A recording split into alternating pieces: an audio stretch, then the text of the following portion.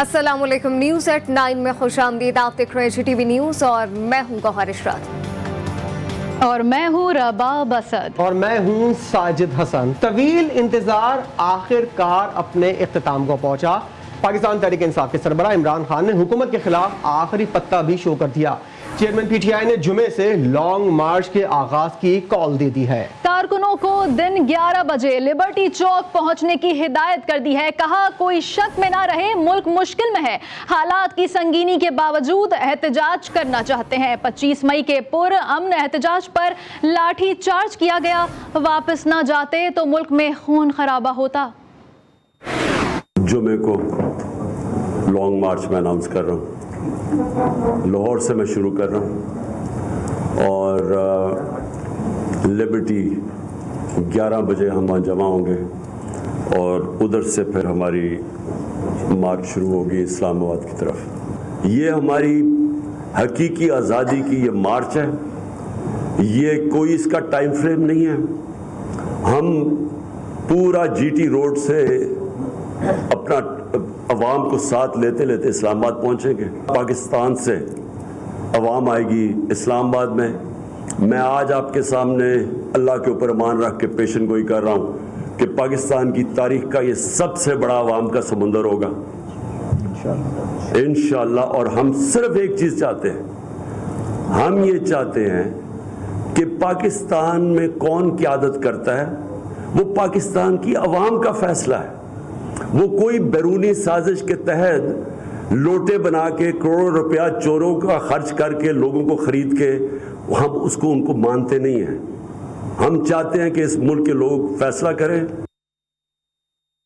और अब बात करेंगे सीनियर सहाफ़ी और एंकर पर्सन अरशद शरीफ के हवाले से, जिनके कत्ल की तहकीकात के लिए हुकूमत ने जुडिशल कमीशन बनाने का फैसला कर लिया है। वज़ीर आज़म शहबाज शरीफ ने इस सिलसिले में वज़ारत इत्तलात को अहकामात जारी कर दिए हैं। काबीना से मंजूरी के बाद इस्लामाबाद हाई कोर्ट के जज की सरबराही में कमीशन बनाया जाएगा। मकतूल सहाफ़ी अरशद शरीफ की मैयत आज रात 1 बजे इस्लामाबाद पहुंचेगी और उनकी तदफीन जुमेरात को की जाएगी।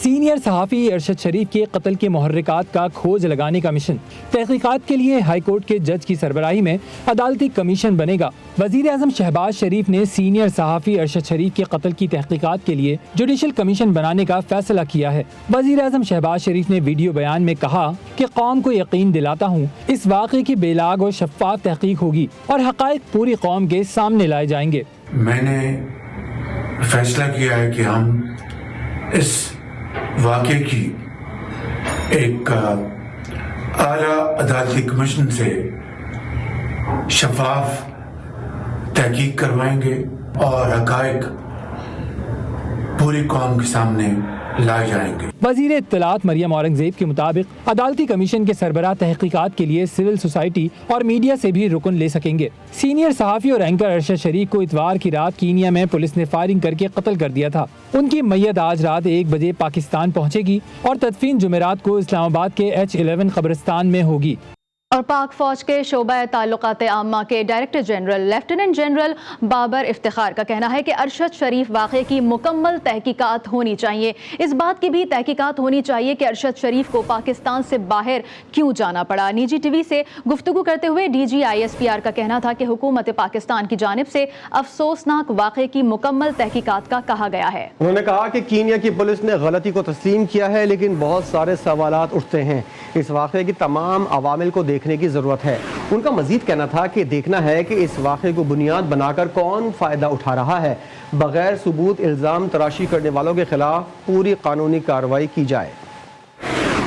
की जानिब से हुकूमत पाकिस्तान से ये दरख्वास्त की गई है कि इस अफसोसनाक वाक़े की मुकम्मल तहकीकात कराई जाए और इसके जो भी अवामिल और जो भी मुहर्रिकात थे उनको भरपूर तरीके से देखने की ज़रूरत है। कीनिया की गवर्नमेंट ने और उनकी पुलिस ने बड़ा वाज़े तौर पे एक्सेप्ट किया है ये इंसिडेंट जो हुआ है ये पुलिस की गलती थी। It was a case of mistaken identity. Sane को जवाब बनाकर मन घड़त और बेबुनियाद इल्ज़ामात लगाए जा रहे हैं। और मेरे ख्याल में इन तमाम चीज़ों को टैकल करने के लिए एक थॉरो इन्वेस्टिगेशन और थॉरो तहकीक बहुत ज़रूरी है। तहकीकात सिर्फ इन्हीं सर्कमस्टांसेस की नहीं होनी चाहिए कि वहाँ पे क्या हुआ, बल्कि इन सर्कमस्टांसेस की भी होनी चाहिए कि अरशद शरीफ साहब को पाकिस्तान से जाना क्यों पड़ा, किसने उनको मजबूर किया यहाँ से जाने पे, वो कैसे गए, इस दौरान कहाँ पे रहे, और what were the circumstances leading to this incident. कोई ना कोई जवाब बनाकर at the end of the day इल्ज़ाम तराशी शुरू कर दी जाती है और इदारे की जानिब इल्ज़ाम तराशी की जाती है, और इसके ऊपर इसी वजह से हमने ये हुकूमत पाकिस्तान से रिक्वेस्ट की और हमने साथ ये भी उनसे रिक्वेस्ट की है कि जो लोग ये इल्ज़ाम तराशियाँ कर रहे हैं और जिन बगैर किसी एविडेंस के मन घड़त इल्ज़ाम लगा रहे हैं, उनके खिलाफ पूरी कानूनी कार्रवाई की जाए। दूसरी जानिब चेयरमैन पीटीआई इमरान खान ने अरशद शरीफ के कत्ल को टारगेट किलिंग करार दे दिया। पेशावर में वुल्का कन्वेंशन से खिताब करते हुए इमरान खान ने कहा कि सीनियर सहाफ़ी अरशद शरीफ को पहले भी धमकियां मिलती थीं, मुझे पता चला था कि उनको मार देंगे। मैंने अरशद शरीफ को कहा कि मुल्क छोड़ दें, पहले वो नहीं माने, बाद में फिर वो बाहर चले गए। ये जो इसको टारगेट किलिंग की गई है, ये जो मर्जी लोग कहें, मुझे पता है कि ये टारगेट किलिंग की गई है इसकी। अरशद शरीफ, इसको जब धमकी आई, मैंने उसको कहा कि तुम मुल्क से बाहर चले जाओ। पहले दफा नहीं माना, फिर मैंने उसको बताया कि मुझे इंफॉर्मेशन है, मुल्क छोड़ के गया। मैं आज सारी कौम को कहता हूँ, आज मेरे साथ आपने खड़ा ना हो ना, आज आप मेरे साथ निकले, जब मैं निकलूंगा तो इमरान खान को तो कोई फर्क नहीं पड़ने लगा, क्योंकि अल्लाह ने तो उसको सब कुछ दे चुका है। लेकिन आपका मुस्तकबिल भेड़ बकरियों वाला होने वाला है। और अब आपको बताएं कि अरशद शरीफ के अलमनाक कत्ल पर कीनिया पुलिस की बदहवासियां खुद उसके गले पड़ गईं। कीनिया के मीडिया ने भी पुलिस की सुनाई गई कहानी पर कई सवालात उठा दिए। बच्चे के अगवा से कार की चोरी तक बार बार बयान बदलवाने वाले बयानात ने शुबहात को जन्म दे दिया। Of the Pakistani national and journalist, however, opened up floodgates of questions. Arshad शरीफ का कत्ल और कीनिया पुलिस की बदहवासियां, गलती पर उज़्र तराशने की कोशिश, गले पड़ने लगी। कीनिया के मीडिया ने ही पुलिस के किरदार पर सवालात उठा दिए। Pakistani investigative journalist. At daybreak, a police statement admitted a police officer shot and killed the renowned Pakistani broadcaster. And what the statement alleged was a case of mistaken identity. Kenya के TV channel ने police के दावों का postmortem कर दिया। एक तो नहीं, कई मामलात पर उंगलियां उठा दी। But the journey back to Nairobi was cut short. At this point, Kwenia Farm, Kamukuru Maram Road within Magadi, a hail of bullets rained on their vehicle, killing the renowned Pakistani investigative journalist. सवाल उठाया, क्या police ने अरशद शरीफ की गाड़ी रोकने की कोशिश की? क्या कार सवारों ने हुक्म मानने से इनकार किया? अगर कार सवारों ने फायरिंग नहीं की तो पुलिस ने निशाना क्यों बनाया? Why did the police not shoot at the vehicle's tires to immobilize it instead of lethal force? Why did the police aim at the passenger and not the driver? Report में सवाल पूछा गया, गाड़ी के टायरों को नाकारा क्यों नहीं बनाया गया? पुलिस ने ड्राइवर के बजाय मुसाफिर को क्यों निशाना बनाया? गाड़ी में मुबैना तौर पर मगवी बच्चे की मौजूदगी पर पुलिस ने फायर क्यों खोला? KDG 200M और KDG 700F नंबर प्लेट गाड़ी में पुलिस कंफ्यूज कैसे हो गई? चोरी की गई गाड़ी का मॉडल और रंग क्या था? Color and model of the vehicle that was carjacked. Police ने बच्चे के अगवा से कार की चोरी तक नए नए जवाब पेश किए। बार बार बयानात बदलने ने भी शुक्क व शुबहात को जन्म दे दिया। In the county of Kajiado. The killing of the Pakistani national and journalist, however, opened up floodgates of questions. और अमेरिका का भी सहाफ़ी अरशद शरीफ की अलमनाक मौत पर अफसोस का इज़हार सामने आया है। अमरीकी वज़ारत ख़ारजा के तर्जुमान के मुताबिक अमेरिका ने कीनिया की हुकूमत पर जोर दिया है कि वाक़े की मुकम्मल शफाफ तहकीकात करवाई जाएँ। तर्जुमान का कहना था कि सहाफ़ी अरशद शरीफ के काम से दुनिया वाकिफ़ थी। अमेरिका सहाफ़ियों के बिला खौफ काम करने के हक़ में है। First, I express my condolences to you. I express my condolences to Arshad's colleagues, to his loved ones, to family members, to all those who knew him, who knew his work. We're deeply saddened by the death of Arshad Sharif. We encourage a full investigation by the government of Kenya into his death. It's not entirely clear that we know all the circumstances at this point regarding what led to his death, but we do urge a full investigation. और साजिद, मरियम नवाज को retweet करना महंगा पड़ गया। नून league की नायब सदर मरियम नवाज तनकीद का निशाना बन गई। वैद नामी ट्विटर हैंडल के ट्वीट को मरियम नवाज ने रीट्वीट किया। ट्वीट में मकतूल सहाफ़ी अरशद शरीफ को हदफ़े तनकीद बनाया गया है। कहा गया है कि दूसरों के जनाजे पर रिमार्क्स देने वाला खुद ही इस मकाम पर पहुंच गया है। ट्वीट में अरशद शरीफ का ताबूत भी दिखाया गया है। ट्वीट पर सोशल मीडिया समेत मेन स्ट्रीम मीडिया पर तनकीद की जा रही है। मरहूम अरशद शरीफ की बेवा जवेरिया सिद्दीक ने कुलसूम नवाज के इंतकाल पर अपनी और अरशद शरीफ के ट्वीट्स शेयर करके मरियम नवाज को जवाब दिया है, जिनमें कुलसूम नवाज को खराज अकीदत पेश किया गया। मरियम नवाज ने एक ट्वीट को रीट्वीट किया और उसके बाद सोशल मीडिया पर तनकीद हो रही है।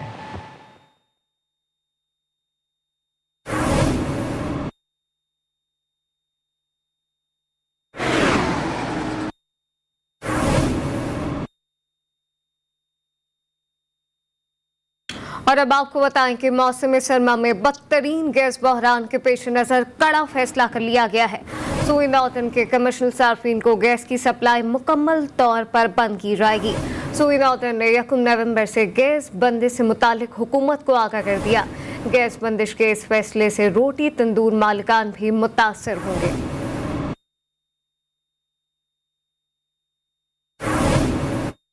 कराची में खराब गैस पाइपलाइनें, चोरी और लीकेज के बायस रवा माली साल 4% इजाफा हो गया है। सर्दियों में गैस की फराहमी को सुई सदन गैस कंपनी ने इंतहाई मुश्किल करार दे दिया। गैस बहरान की शिद्दत में इजाफे से शहरियों की मुश्किलात मजीद बढ़ सकती हैं। कराची के शहरियों के सर पर नए बहरान की तलवार। गर्मियों में बिजली गायब, अब सर्दियों में गैस नहीं मिलेगी। SSDC ने हाथ खड़े कर दिए। लीकेज और चोरी रोकने में नाकामी का एतराफ। गुज़िश्ता साल के मुकाबले रवा साल माली खसारा 15 से 19% UFG तक पहुँच गया। 1% UFG बढ़ने से कंपनी को 2 से 2.5 अरब रुपए का नुकसान होता है। 4% खसारे से कंपनी को 10 अरब रुपए से जायद का नुकसान हुआ। SSDC जराये के मुताबिक कराची में 5500 मकामात पर गैस पाइपलाइनों से जाया हो रही है। मानसून के दौरान लाइनों को मजीद नुकसान पहुंचा। शहर में गैस की तलब 1250 MMCF है। सप्लाई 831 MMCF तक पहुंच चुकी है। न्यूज़ एट नाइट में बैनुल-अक़वामी दुनिया से खबर यह है कि मकबूजा मगरबी किनारे में इसराइली फ़ौज ने छापों के दौरान फायरिंग की, जिसके नतीजे में 6 फ़लस्तीनी शहीद और 19 जख्मी हो गए। गैर मुल्की खबर रसा एजेंसी के मुताबिक नाबलुस में शहीद होने वाले फ़लस्तीनियों में फ्रीडम फाइटर वदी अल-लौह भी शामिल हैं। इसराइली फोर्सेज की फायरिंग से जख्मी होने वालों में मुतादिद अफराद की हालत तशवीशनाक है। सैकड़ों फ़लस्तीनी सड़कों पर निकल आए, जिन्होंने इसराइली फोर्सेज के मज़ालिम के खिलाफ एहतजाज किया। और बरतानिया के माशी इस्तेहकाम के लिए कड़े फैसले लेने होंगे। नए बरतानवी वजीर आजम ऋषि सुनाक का पहले ही खिताब में बड़ा ऐलान। बोले, मेरी हुकूमत में एहतसाब हर सतह पर होगा। माशी इस्तेहकाम और एतमाद साजी इस हुकूमत का अव्वलीन एजेंडा है। ऋषि सुनाक ने किंग चार्ल्स से मुलाकात के बाद हुकूमत तश्कील दे दी। तफसीलात जानते हैं इस रिपोर्ट में। उल्टी हो गई सब तदबीरें, कुछ न दबाने काम किया। बरतानवी अवाम की नए वजीर आजम से रिलीफ की उम्मीद काफूर हो गई। ऋषि सुनाक ने पहले ही खिताब में माशी इस्तेहकाम के लिए कड़े फैसले लेने का ऐलान कर दिया। Right now, our country is facing a profound economic crisis. This will mean difficult decisions to come. ऋषि सुनाक ने अपनी पुरानी हरीफ लिज ट्रस पर भी तनकीद की। बोले, साबका वजीर आजम ने कुछ गलतियां की, साथ ही अपने साबिक बॉस बोरिस जॉनसन की तारीफ भी की। कहा, मेरी हुकूमत में एहतसाब हर सतह पर होगा। I will unite our country not with words but with action. This government will have integrity, professionalism and accountability at every level. शदीद माशी दबाव की वजह से सिर्फ 7 हफ्ते के दौरान बरतानिया में 3 वजीर आजम तब्दील हो चुके हैं। नए वजीर आजम ऋषि सुनाक की हुकूमत को 40 बिलियन पाउंड के बजट खसारे का सामना है। बरतानिया में पहले एशियाई वज़ीर आज़म ऋषि सुनाक ने तारीख रकम कर दी है। मगरिब की जमहूरियत में बिला इम्तियाज रंग नस्ल और मजहब, क्लर्क का पोता वज़ीर आज़म और ड्राइवर की बेटी वज़ीर बन जाते हैं। ऋषि सुनाक के बाद चंद सालों में मेयर लंदन सादिक खान के वज़ीर आज़म बनने की बातें भी ज़बान ज़द-ए-आम होने लगी हैं। तफसीलात देखिए इस रिपोर्ट में। गुजरांवाला के रामदास सोनिक का पोता अब बरतानिया का वज़ीर आज़म है।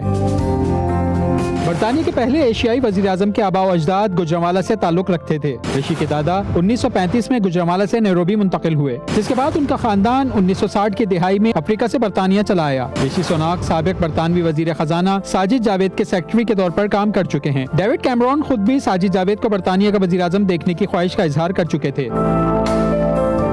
ऋषि सोनाक के वालिद वीर सोनाक कीनिया और वालदा ओशा सोनाक तंजानिया में पैदा हुई थी। इक्तिशा मोर्नी एनआर नारायण मूर्ति की साहबजादी हैं। खरबपति एनआर नारायण इंफोसिस कंपनी के मालिक हैं। इक्तिशा मूर्ति के असासों की मालियत बरतानवी बादशाह चार्ल्स की दौलत से भी ज्यादा है। सियासी माहिरीन ने पेशगोई कर दी है, ऋषि सोनाक अगर वज़ीर-ए-आज़म रहे भी तो उनकी मुद्दत 1.5 बरस से ज्यादा नहीं रहेगी। अगली हुकूमत कंजर्वेटिव पार्टी की नहीं बल्कि लेबर पार्टी की होगी। ऋषि सोनाक के वज़ीर-ए-आज़म बनने के बाद लंदन के मेयर सादिक खान के बरतानवी वज़ीर-ए-आज़म बनने की बातें भी होने लगी हैं। अमरीकी सदर जो बाइडेन नव-मुंतखब बरतानवी वज़ीर-ए-आज़म के नाम पर गड़बड़ा गए। व्हाइट हाउस में दिवाली की तकरीब के दौरान उन्होंने बरतानवी वज़ीर-ए-आज़म को मुबारकबाद पेश की, लेकिन तकरीब के दौरान बाइडेन ऋषि सुनाक का नाम बिगाड़ बैठे। तकरीब में मौजूद भारतीय कम्युनिटी ना ही हंस सकी और ना एतराज़ कर पाई। खेल के मैदान से खबर शामिल करें। आपको बताएं कि T20 वर्ल्ड कप के अहम मैचेस में कैंगरूज ने लंकन टाइगर्स को बासानी काबू कर लिया। इब्तदाई मैच में नाकामी का जख्म सहने वाली ऑस्ट्रेलियाई टीम ने सारा गुस्सा एशियन चैंपियंस पर निकाल दिया। ऑस्ट्रेलिया ने 158 रन का हदफ 17वें ओवर में महज 3 विकेट खोकर हासिल कर लिया। मार्कस ने श्रीलंकन बॉलर पर खूब लाठीचार्ज किया। जाने मिजाज बैटर महज 18 गेंदों पर 6 छक्कों 4 चौकों की मदद से 59 रन के साथ नॉकआउट रहे। और अब आपको खबर दें, दुनिया का मैला तरीन शख्स 50 साल के बाद नहाने से ही इंतकाल कर गया। ईरानी शहर फारस का अम्मो हाजी गंदगी और गलाजत में लिथड़ा हुआ था। बरसों से दुनिया से अलग थलग रहने वाला ये शख्स गंदगी को तंदुरुस्ती का नाम दिया करता था। गांव वालों ने उसको जबरदस्ती नहलाया और वो अपनी जान गंवा बैठा। गलाजत का अंबार, गंदगी का शाहकार, पानी से डरने वाला जिस्म पर पानी पड़ते ही मर गया। ईरानी शहर फारस का अम्मू हाजी 50 साल से नहीं नहाया था। बरसों पहले खुद को दुनिया से अलग थलग करने वाला अम्मू हाजी गांव देजगाह के एक गार में रहा करता था। अम्मू हाजी का मानना था कि पानी बीमारी है, गंदा रहकर ही तंदुरुस्त रहा जा सकता है।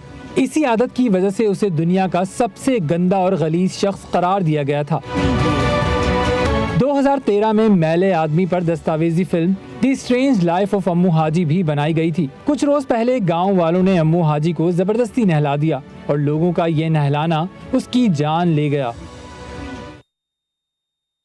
न्यूज़ एट 9 में इतना ही। एक ब्रेक के बाद हाजिर होंगे हेडलाइन के साथ। मजीद खबरों और अपडेट्स के लिए आप देखते रहिए GTV।